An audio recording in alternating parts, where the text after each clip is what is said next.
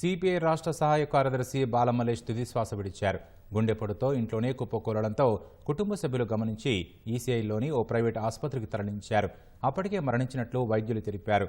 భౌతిక కాయాన్ని హైదరాబాద్ యాప్రాల్లోని ఆయన నివాసానికి తరలించారు. బాలమల్లేష్ మృతి పట్ల సిపిఐ పార్టీ శ్రేణులు, జాతీయ కార్యదర్శి నారాయణ, రాష్ట్ర కార్యదర్శి కొనంనేని సాంబశివరావు దిగ్భ్రాంతి వ్యక్తం చేశారు. బాలమల్లేష్ మరణం అత్యంత విషాదకరమని, విద్యార్థి దశ నుంచే అలుపెరగని పోరాటం చేశారని నారాయణ కొనియాడారు. బాలమల్లేష్ కుటుంబ సభ్యులకు ప్రగాఢ సానుభూతిని తెలియజేశారు.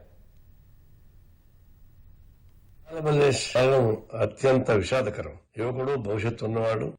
తెలంగాణ రాష్ట్ర సిపిఐ సహాయ కార్యదర్శిగా, జాతీయ సమ్మిళ సభ్యుడిగా పనిచేశాడు. విద్యార్థి ఉద్యమం నుంచి వామపక్ష ఉద్యమంలో, ఏఎస్ఎఫ్ లో, కమ్యూనిస్ట్ పార్టీలో పనిచేసిన వ్యక్తి. అంత ఉత్సాహంగా ఉన్నటువంటి బాలమల్లేష్ చనిపోవడం అనేది చాలా బాధాకరం. బాలమల్లేష్ మరణం తీరని లోటుగానే భావిస్తా ఉన్నా. వారి మరణం పట్ల ప్రగాఢ సంతాపం తెలియజేస్తూ వారి శ్రీమతి, పిల్లలకు కూడా సానుభూతి తెలియజేస్తా ఉన్నా.